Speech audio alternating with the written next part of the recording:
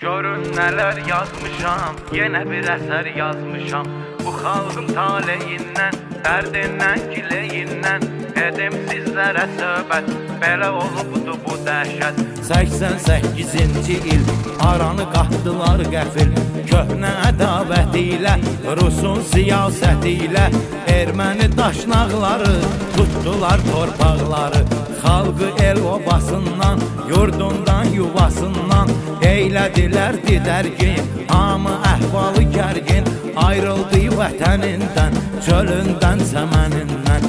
Çoxsu aralı qaldı, ürək yaralı qaldı, gözlənilməz hal oldu, Qarabağ işğal oldu. Gəldi 90-cı il, soyuq qarlı bir fəsil, Qarbaçovun fitvası, SSR imperiyası, Rus hərbi maşınları, o Sovet qoşunları dinc əhalini qırdı, sağalmaz yara vurdu. Yanvarın 19'u qanlar əritdi buzu, Bakı tarimar oldu, 20 yanvar oldu.